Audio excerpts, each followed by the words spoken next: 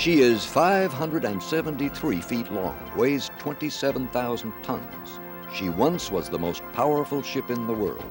She served in 2 world wars, fought the Germans and the Japanese. Now she is facing what may be her final battle, a battle to survive. She is the USS Texas.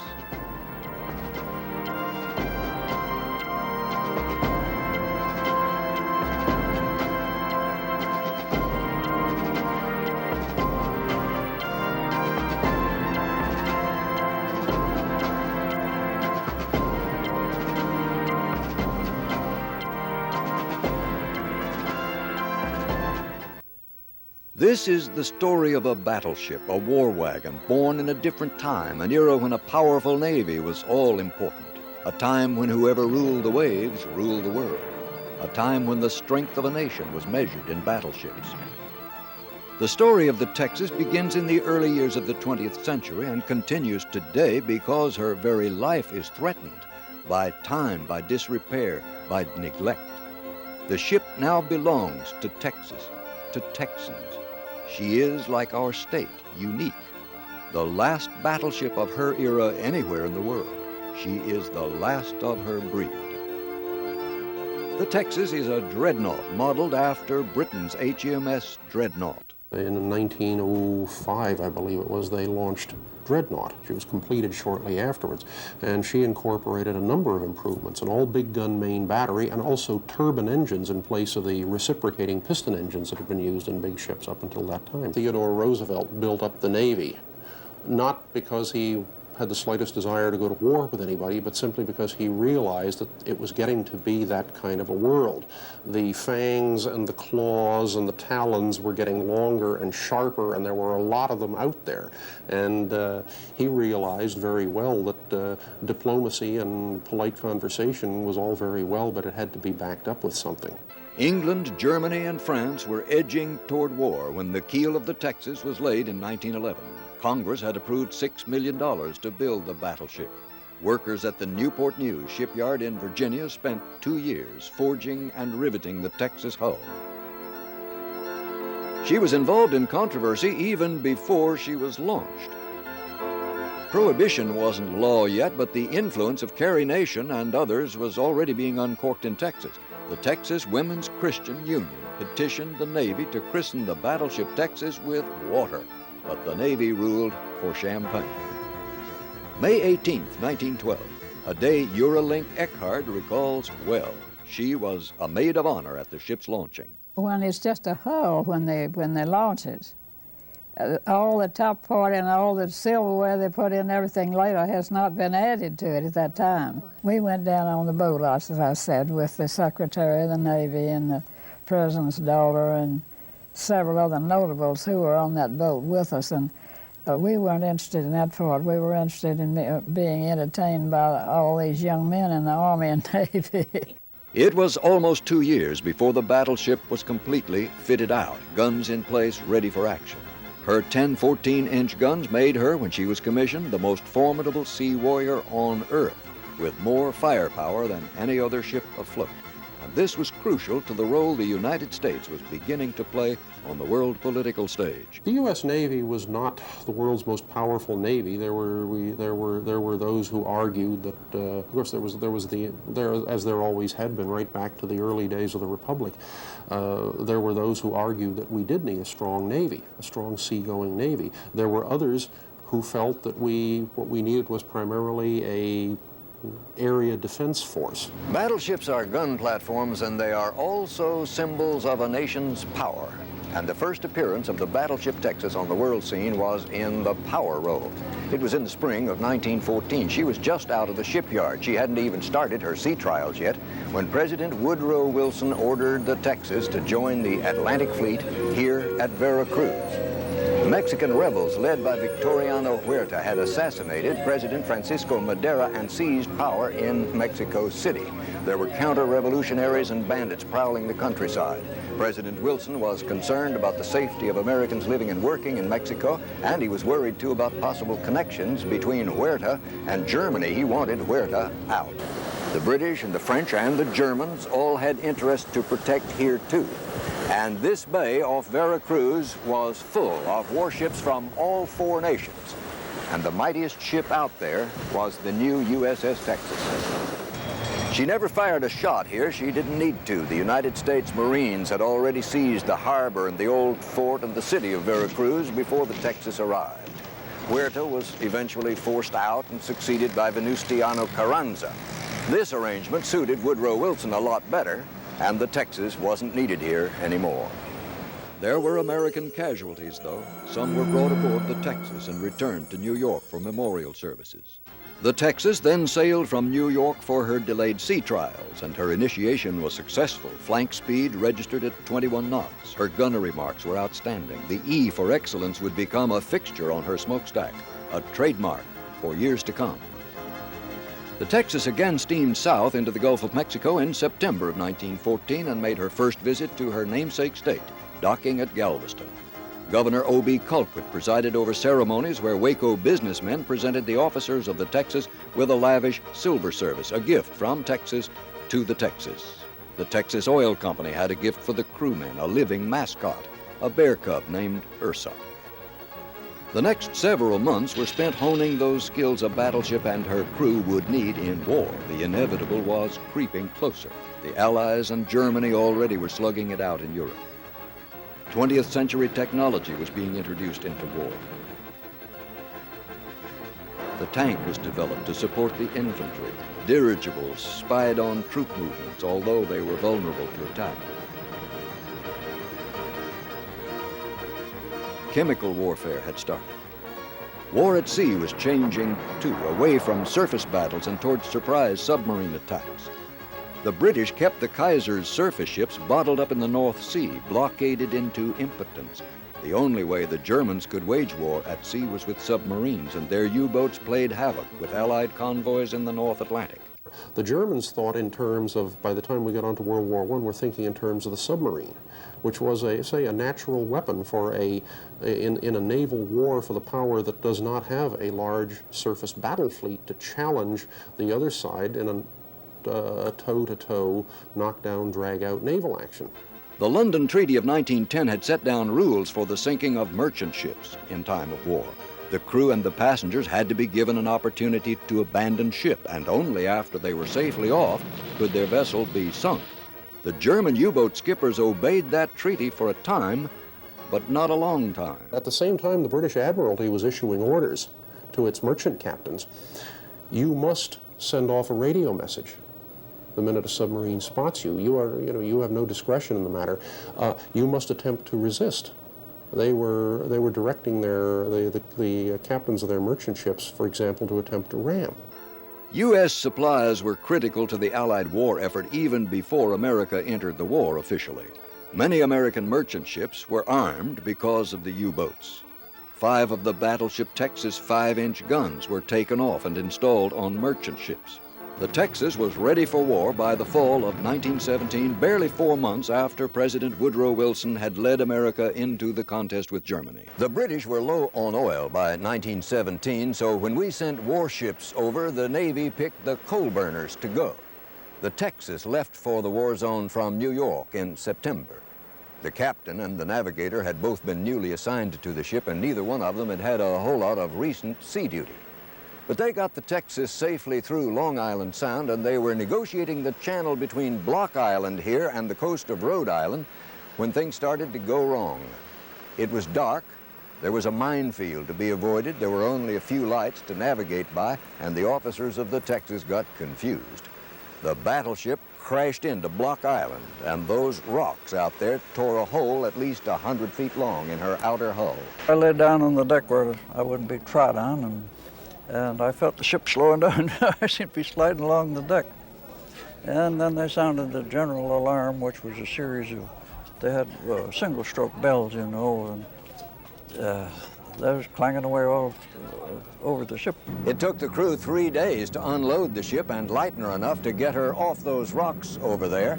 And she was in no condition then, of course, to go to war. She went back to New York for repairs. The Texas was laid up in dry dock. The Navy was busy with the war, but not too busy to convene a board of inquiry to determine responsibility for the Texas gashed hull. The commanding officer is always responsible, because he has total responsibility for that ship and everything that happens to it. But Captain Victor Blue was let off the hook. Navigator Frank Martin took the official blame for the grounding.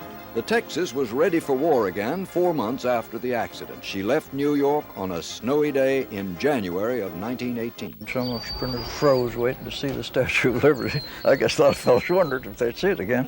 The winter crossing was a rough one for the Texas and her crew. A huge storm churned up the North Atlantic. But we were informed that if we did go over the side, it was our hard luck, because they didn't stop the ship, pick anybody up. They'd pie for a submarine. We kept 19, 18, 19 knots all the time. The Texas joined the British Grand Fleet soon after that, ready to battle the elements and the German High Seas Fleet. The British fleet the Texas was attached to was based at 2 harbors in Scotland, on the edge of the North Sea, Scapa Flow to the north and the Firth of Forth near Edinburgh. The Texas did mostly patrol duty in company with the British ships. This required the crew of the Texas to learn the systems of His Majesty's Navy. They had to get used to British, of course, operational and signals. This can sometimes cause a problem when ships of 2 nations are operating together, because their operational procedures, even their vocabulary is different. The British blockade of the German surface fleet had been effective since the Battle of Jutland in 1915, but the Grand Fleet and the Texas had to be ready, ever alert, in case the Germans made a run for the open waters of the North Atlantic.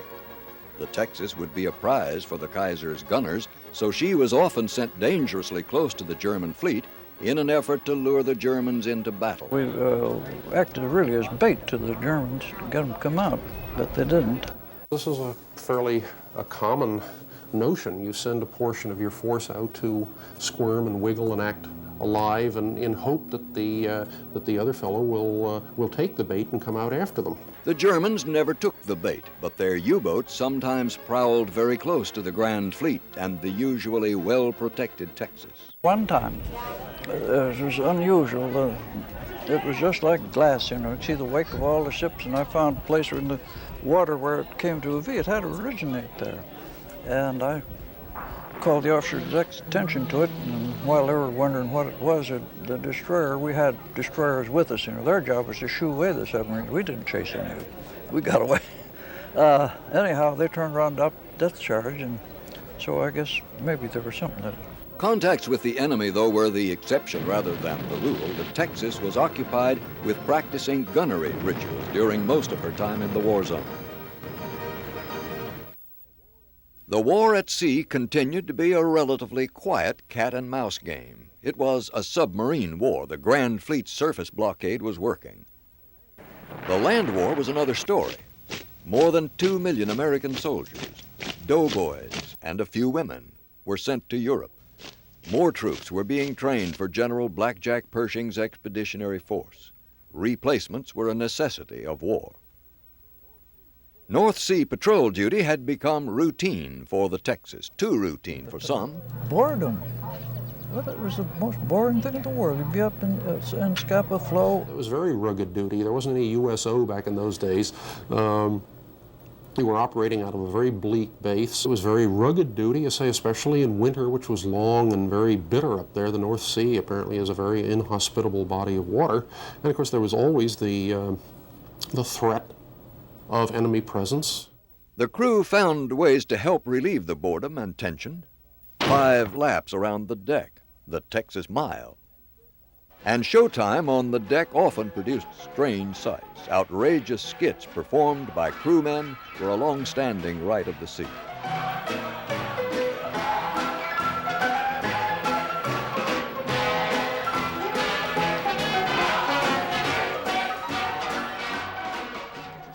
The curtain came down in the European theater in November of 1918.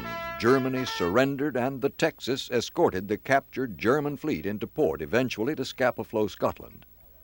The Allies were ready for any German tricks on the way. They went out in 2 lines, 6 miles apart, and the Germans were to come down the middle. We had armor-piercing shells right on the tray there, ready to ram into the guns. If they'd just started something, it would have been too bad because they'd got it from two sides.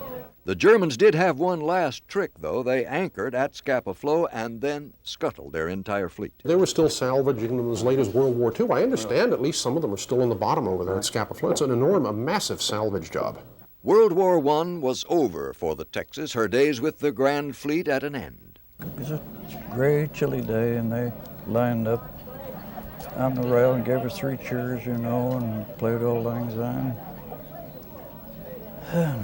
Every time I hear that. The Texas found a niche in naval aviation history. Next, she was the first American ship to have a Sopwith Camel spotter plane launched from one of her gun turrets. The Texas also served as a spotter for the first transatlantic flight by a seaplane. That was in May of 1919, and the Navy seaplane averaged 76 miles an hour crossing the Atlantic. It would be the airplane that would cause the battleships to lose to the aircraft carriers, their role as the mainstay of the fleet, but that wouldn't happen till years later. The Texas next steamed through the Panama Canal for duty in the Pacific. Locations change, but a seaman's chores never do. I was just a deckhand, a swab jockey, so to speak, and I started off from there. But it didn't take me long. The old pay scale of $21 a month, you didn't get money enough to get too much trouble. They started gambling, and I think I was in the second group. I shot a little gap. I didn't have enough to hurt me if I lost it anyway. Keeping the battle wagon clean was a full-time job for the crew. Handling and burning coal makes a mess. Many aspects of it were not exactly fun. Coal had to be taken aboard literally by hand. Coaling ship had to be done periodically, and it was, from all descriptions, it was something that nobody looked forward to. When you did coal ship, you go to the bathroom to clean up, you know. You take clean underwear and hang them up on the steam light or something. That when you got ready to go, they're disappeared to you. Somebody else would have them. The war was over, but the hazards of sea duty were not. Harry Farmer was on duty when the Texas got involved in a collision off the coast of California. We went right and she went left, and we just kind of sideswiped. But it took all of our rigging, lifeboat, and all the radio stuff up above. It was falling on deck, and there's a few men trying to get on the hatch, but there's so many on deck that they couldn't anybody get on. The days of the coal burners were numbered. Government leaders after the war were looking for ways to cut the defense budget. Well, the early post-war years were very, very tight. Money was practically non-existent. Well, Congress took the attitude, look, this is the war, you just fought the war to end wars and it's over. Well, the coal burner was becoming a relic. The advantages and the simplicity of oil fuel were making themselves felt. And also another thing that it would appeal very much to a Navy that was operating on a tight personnel budget. There were never enough people to go around. You could run an oil-burning engineering plant with a much smaller number of people. World naval power was limited by the Washington Treaty following World War I, and 4 of the Texas sister dreadnoughts were sent to the scrap heap. Things looked pretty bad for the increasingly obsolete coal burners. But refitting the Texas was cheaper than building a new oil burner, and this option appealed to Congress in the austere days of the 20s. So the Texas sailed back to the place of her birth, Newport News, Virginia, in 1925, to be worked over. And she was reborn as an oil-burning battle wagon 2 years later. Within the limits of money and technology, okay, we always have to say that. She was a much better ship, yes, than she had been when she went into the yard. The cage masts were replaced by sturdier tripod masts. Torpedo blisters were added to the hull, and a permanent seaplane catapult was installed on top of the midships turret. The principal purpose of reason for carrying these things on board battleships was reconnaissance and gunfire spotting. I think everybody involved realized that the airplane was on its way as a new weapon. Aircraft carriers would upstage her later, but the Battleship Texas at this time was considered the finest ship in the Navy. She was chosen as flagship of the United States fleet. Peacetime duty meant fleet maneuvers and especially gunnery practice. Machines are only as good as the men using them. The Texas also took thousands of Naval Academy cadets on their ritual summer cruises. The men in this case were only as good as the machine they used. In those days, they seemed to have been the pretty standard practice to send new ensigns to sea as junior officers on board battleships, with the idea that they would be formed and trained there before they were, and to make them fully ready for other types of duty in other ships later on. Japan was flexing her muscle in the 1930s. The Japanese invaded Manchuria and then China, and eventually they bombed Hong Kong. The Japanese also were building up a formidable carrier fleet to help expand the empire's influence throughout the Pacific.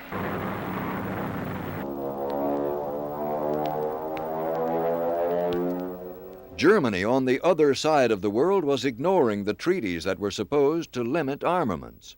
The Germans were building submarines again. England was once again pushed into war when Adolf Hitler invaded Poland. There was a good deal of sentiment in the United States to stay out of that conflict. World War I was still fresh in many minds. But the crises in Asia and Europe saved the Texas from the scrap heap. She'd been scheduled for retirement in 1938. She was fitted out instead with the first experimental radar, and she joined several other American ships on neutrality patrols in the North Atlantic. They escorted British convoys from North American waters halfway across the Atlantic, where British planes took over the escort duty. There was a fear that the surface war might spill over into the Western Atlantic. The Texas entered the German blockade zone off Britain once and got spotted by a U-boat. The United States was still officially neutral, and the submarine commander was denied permission to attack the Texas. It left him wondering. The commanding officer of the U-boat made some rather puzzled entries. You know, what's going on here? Have they sold Texas to the English? No, it was like, what's going on? Why is she up here? What's happening? What is this all about? So there was a certain amount of confusion. To compound the confusion over which ship belonged to whom, the U.S. lent the British 50 destroyers. All of this caused critics to claim the neutrality patrol was not neutral. Patrol duty sometimes put the Texas in strange waters. She was anchored off the small town of Conway, Newfoundland, one Christmas, and the whole town came aboard for Christmas dinner and a movie. It was the first movie any of the townspeople there had seen. We're not talking many people. I don't remember how many, maybe 20, 30, 40, there wasn't too many. World events took a really dramatic turn shortly afterward. The Texas was in safe harbor at Portland, Maine, 5,000 miles away, on the 7th of December in 1941, when Japanese pilots were being briefed on their next mission. The mission that would change the course of history. The target, the United States fleet at Pearl Harbor.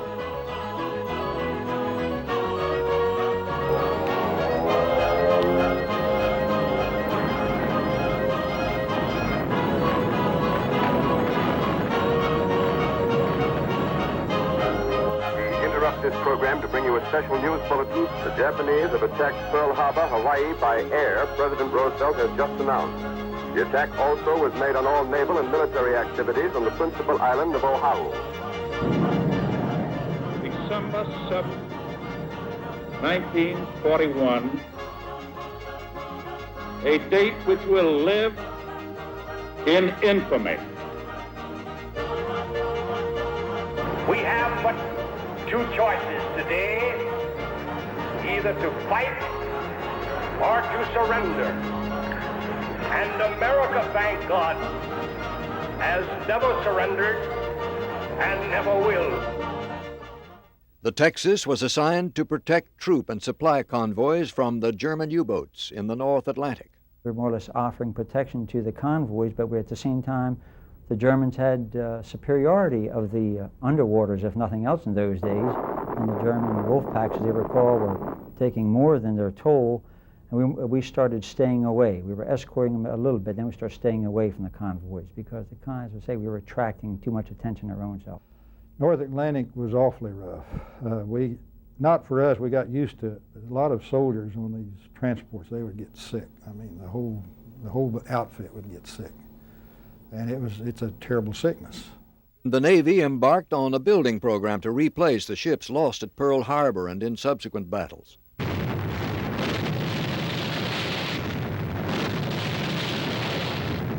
The first time the great guns of the Texas fired on the enemy was in November of 1942. This was Operation Torch, the Allied invasion of North Africa. The mission was to cut Germany's desert commander Erwin Rommel off from his supply lines. The British hit North Africa from the Mediterranean. The U.S. operation concentrated on Morocco. It was under the control of French forces cooperating with the Germans. The Allies hoped to turn the French against the Nazis. We had a broadcasting station on the ship, and one of the officers could speak French fluently, and he broadcast to the people over there that we would invade their shores, a friendly group of people, and ask them to not resist, that we wasn't there to fight them, but they did resist for a while. The Texas guns covered the Marines' landing, and for the first time, U.S. Navy guns were trained on inland targets. Shells from the Texas guns hit an ammunition dump and an armored troop column, and her reputation as the sharpshooter of the fleet was sustained. We had a soldier come aboard ship with the general a couple of days later, and he was talking to us sailors on the quarterdeck, telling us that that's what blew the tanks out of the area, and then they took Fort Leone pretty easy. The older battleships, Texas and all of her generation, they weren't fast enough to chase around with the carriers, but they were perfectly good enough to provide heavy gunfire support for landing operations, and we could see that both in the Atlantic and in the Pacific this was going to be an amphibious war. Most of the newer, faster battleships like the North Carolina went to the Pacific to escort aircraft carriers. The Texas returned to patrol duty in the Atlantic, a floating steel city with a population of almost 2,000. It was just so crowded. There was just hardly a square inch where there wasn't somebody living. I used to sleep on this desk, and all I had was about a 2-inch thick straw-filled mattress and no pillow, and of course I had 2 wool blankets. But sometimes when I'd turn over, my shoulder would catch underneath here. So that's where I slept. But the battleship has everything. We have library, we have movies, we have haircuts, barbershops. We can buy anything we want to. And when we went ashore across the seas, of course, you were told in no uncertain terms. Like, for instance, went to Belfast, Ireland. They say, look, the liquor here is potent. The venereal disease is rampant. And it have all these warnings for you. It's who you knew. You know, you wanted to go to the tailor to get a stripe or whatever. You know, you go to the tailor, yeah. Give him a few bucks.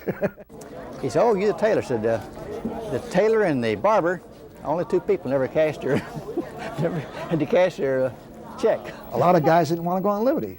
So we would pay them to take their liberty spot. One night would be port, one day would be port, and the other day would be starboard. They didn't allow gambling on ship, but there was quite a bit of going on. And they had mastered arms, which are police of the ship, and they put a stop to the thing when they're going wrong, but there's no drinking when you're at sea. When we were in port, we're safe enough to know, we would have movies every night on the forecastle or the front of the ship, you know, front bow, and everybody would bring them a bucket, something to sit on. We had a little band. We used to get together. You know, I'd play the guitar, and the band, part of the band, would get together, and we'd go down the hole somewhere and we'd just, you know, entertain ourselves. Dance, you know, even against a post or something, you know, jitterbug and whatever. There were other times when the tedium of war was relieved by music. A USO troupe came aboard to perform a new musical called Oklahoma. I'm in a terrible fix. I always say, come on, let's go. Just when I ought to say nix. The invasion of Italy in September of 1943 gave the Allied forces their first toehold on the continent of Europe. The U-boat menace in the Atlantic was under control by early 1944. The Allies were able to focus most of their attention on liberating Europe. A career Army man from Texas commanded the complex effort called Operation Overlord. He was General Dwight Eisenhower. The scale of Overlord was unprecedented, and the Battleship Texas had a key role. There had been months of preparation, from mock invasions on the shores of Maryland to transporting hundreds of thousands of troops and thousands of planes and ships to staging areas in England. Eisenhower and Britain's Prime Minister Winston Churchill saw the expedition off. Eisenhower boarded the Texas to inspire the crew and take care of some last-minute business. He come aboard ship to have conference with his Allied commanders, and he said during that visit he chose the Texas because that was the state of his birth. He said that they can furnish us the materials and the strategy and all this and that and other, but we're the ones going to have to win the battle, you know. The world's is dependent on us to do the job. That is the sailors aboard in the battleship. He wasn't stuffy or anything pompous or anything like that, but he was just really cheering us on. Oh, and he come right to us and started shaking hands, asking the crew where they were from, and he asked me, he said, "Where are you from, son?"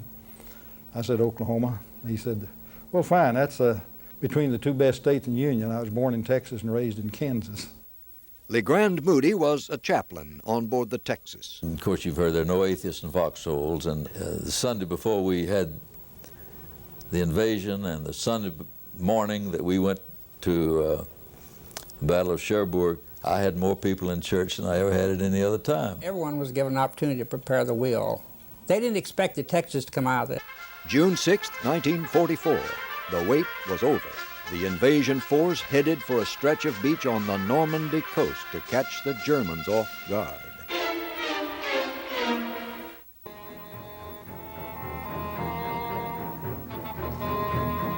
When I was a kid, there were so many vessels there, we think you could have walked across the English Channel. It was just ships everywhere. And then, of course, the Air Force was coming over, and they started their bombing. It was devastating.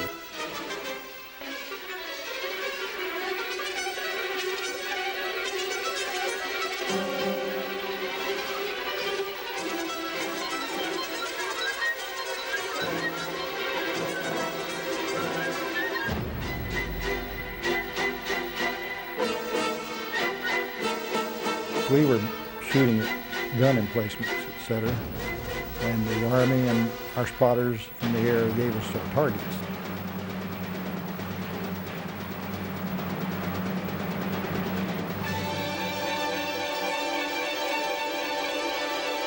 I remember one time I was down on the second deck up forward, and we fired a salvo, and several of the office doors flew open in the blast, even down below. Each time those big guns fired, where I was in my position, I was just completely covered with this ring of fire. The blast going out over the fantail of the ship, and it set some of the canvas on fire that had been used to cover up the anti-aircraft guns.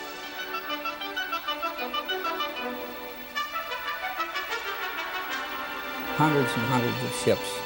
And each ship, those landing craft would carry about 150 men. And of course, the worst thing was when those shells hit those ships, there went 150 men. And that happened quite a bit. They didn't take too many prisoners, but they had a few. And they brought the few of them aboard. And this particular one, as soon as he reached the deck of the ship, he just passed out from terror and seasickness. He was scared to death. He didn't know what was going to happen to him. We did bring some German prisoners aboard ship at Normandy that had been captured. They were about 14, 15, 16-year-old kids that had been conscripted, and they were brought aboard for interrogation just for a few hours, and then they were taken off to a prisoner camp. Well, I thought to myself, is this the super race that we're supposed to be fighting? All those hours of practice paid off for the crew of the Texas. The ship was credited with knocking out several Nazi gun emplacements and pillboxes. She also lobbed shells inland to disable German positions in the surrounding towns and help Allied paratroopers and ground troops liberate them. The invasion was going well, but the price was high.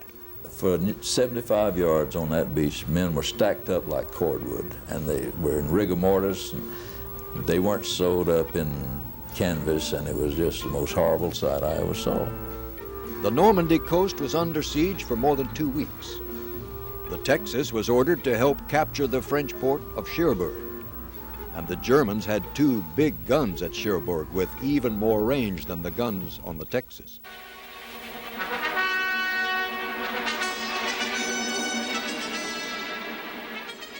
The ship's chaplain was on the PA system, describing the battle action to the men on duty below decks. We just had a near miss on the starboard side. When Cherbourg was firing at us, we could hear the shells hitting the water exploding. One of the yeomen on the ship who takes notes for the captain, he puts it down shorthand, he looked at me and just as plain as day said, he said, the next one is ours. And bam, we got hit. That shell that came in and hit the top of the conning tower. The whole force of that 11-inch shell came up into the deck of the bridge and just folded those half-inch steel plates up just like a sardine can would be opened up. Everything went black, and I think I must have blacked out for just a moment. Then the smoke cleared. The first person I saw was Padre Moody, Chaplain LeGrand Moody, and he was in a dazed condition. And I said, Edelman, come here and help me with this man. There was a man maybe 4 or 5 feet from me over there, and he was looking and he was saying, Chaplain, Chaplain, help me, my legs are gone. My tibias and fibulas went through the base of my feet, pushed out my ankles, pushed out my insteps, my heels. My back was broken in numerous places. Deck plates tore across my chest and crushed my chest and tore my chest all up. I then was blown up and hit the overhead. My skull was fractured very, very severely. I did go down to the first aid station, and the deck was just running with blood. The toll from one German 280mm shell, 1 dead, 13 injured. The Texas continued to fire at the German guns for 2 hours after she was hit.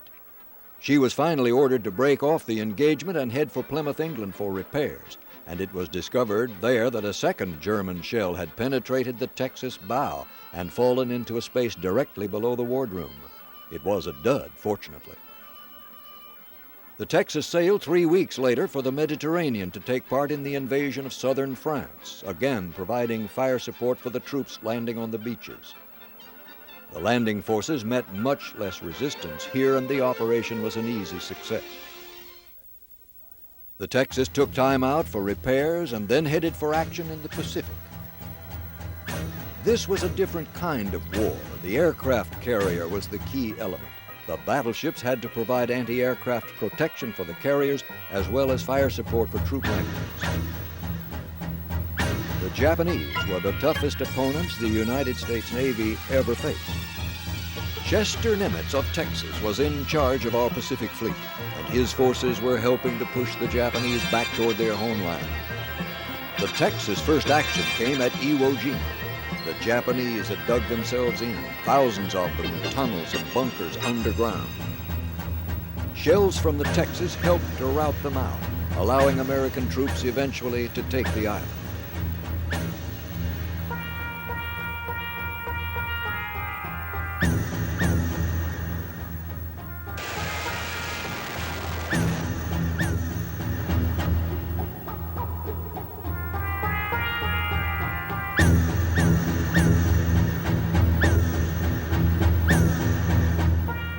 Many of the Texas crewmen watched from the ship's deck as a small band of Marines raised our flag on Iwo Jima's Mount Suribachi.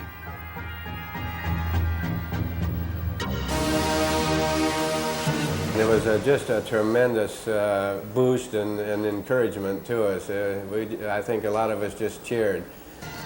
The Texas next fought closer to Japan at Okinawa. The crew ate and slept at general quarters for 50 days, shelling the island and waiting for the kamikaze attacks.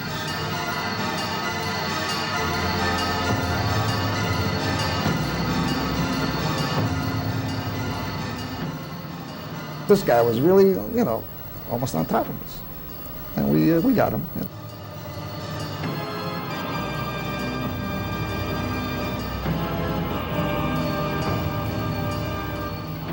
Suicide attacks by the Japanese, and it really made you respect some of those people because they had a faith, you know, that it was strong. And at the same time, though, you were scared of it, and they'd dive on the ships, and luckily we never did get hit.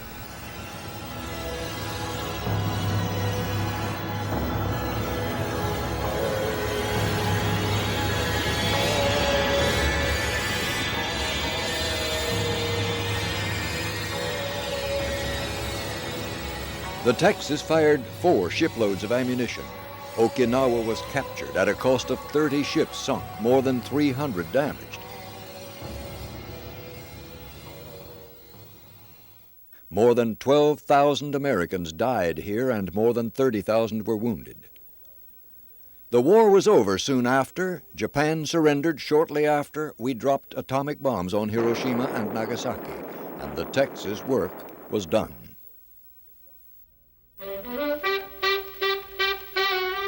America celebrated the end of the war, but when the cheering stopped, aging warriors lost their appeal. The Texas was 33 years old, a relic from a time gone by. The Navy started planning for the 3rd time to turn the Texas into scrap, and she was not the first war hero the Navy had wanted to scrap. This is one of the most famous warships in our history, but not everybody thought she was worth saving.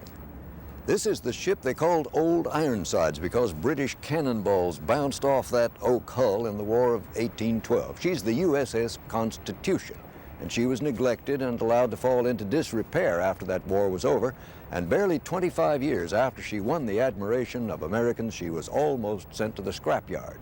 A poem Oliver Wendell Holmes Sr. wrote about her helped persuade Americans that she should be saved. In September of 1830, Holmes wrote that famous poem, and the public really rallied behind it. No poet saved the Texas. School children gave pennies and nickels. The Gold Star mothers and Texans generally pitched in to bring our ship home. A radio campaign helped. This proud ship has not only valiantly carried the name of Texas from the shores of Normandy to the beaches of Okinawa, as only a true Texan could, with dignity and pride, but also that this ship, like the USS Constitution, represents a symbol and a symbol of freedom and a dream of democracy. Admiral Nimitz saw to it that the Texas would be ours. She was commissioned as the flagship of the Texas Navy at the San Jacinto battleground on the 21st of April, 1948. So today, gallant old ship, we say to you, hail and farewell. We will never forget your long and faithful service. We pray thee now, O God, that this, our ship, as it embarks upon a new career, may always and forever be a monument to patriotism, to freedom, and to the sacredness and dignity of human life. I love the Texas. I always have. The Texas was placed under the care of the Battleship Texas Commission when she came here to stay in 1948. The commission planned to pay for her upkeep with admission fees and concession profits. The revenues didn't come up to expectations sometimes, and sometimes there were disagreements about how the money that did come in should be spent. So the ship that was the pride of Texas didn't always get the care she deserved. The Battleship Commission eventually was abolished, and the ship now is under the care of the Texas Parks and Wildlife Department. Many other dreadnoughts did end up on the scrap heap. The Texas sister ship, the New York, and some of the others were used as targets in atomic bomb tests in the 1950s. The Texas today is a treasure trove of history. Aluminum over galvanized steel. It is the job of Orion Knox and Sue Moss to chart that history. They're going over the ship stem to stern to document her past, learning secrets the Texas has carried with her for more than 70 years. We find history about the people that were on the ship. We have found magazines. In a few compartments there have been pinups found, which was interesting. I did not realize that they could get away with that sort of thing, but apparently they did. But there are other things that only the ship can tell us. Doing a good job of it and not doing a haphazard job, that we're talking about probably 10 years. There may not be that much time. The Texas is badly in need of repair. Rust and corrosion are her enemies now. Naval architect Ed Phillips has examined just about every square inch of the ship, and he knows firsthand how serious the problems are. We're 8 feet under the surface of the water here. The floors, beams, and particularly the webs in this location at the foot are fairly substantially wasted. Some of the biggest problems the Texas has are the pipes that run through the hull. They're leaking. This runs all through the ship, and it is shot, a source of substantial of our lower compartment flooding. Another potential hazard lies near the very bottom of the Texas, just above the keel. The structure is completely corroded through.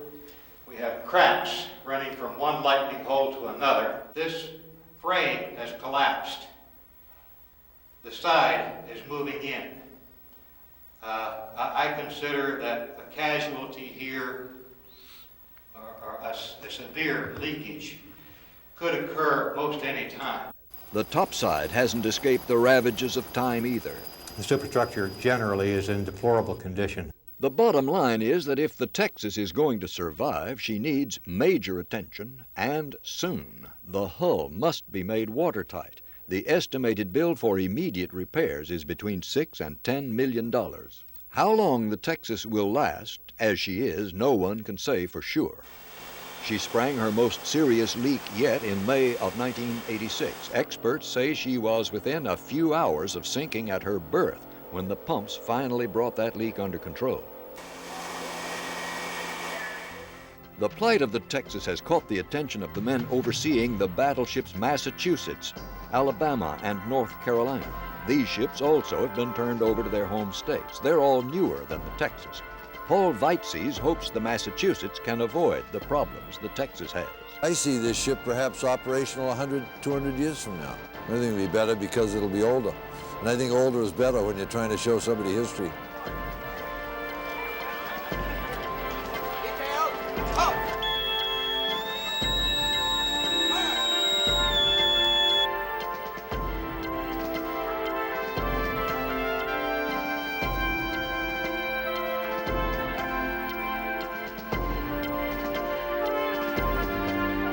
Many of those men who lived history on board the Texas came back in 1986 to see the ship one more time.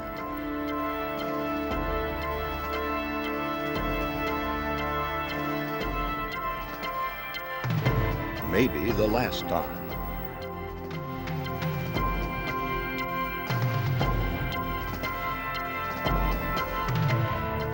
She was some ship, I want to tell you. Of course, it's the crew that makes the ship, you know.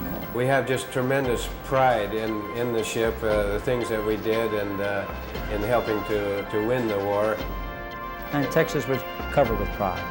I remember it in the proud days that I served aboard, the beauty of it, the cleanliness, the outstanding people. Just say that you were on the Texas, you were head and shoulders above other people. It's the only one in the world of its kind. There'll never be another one.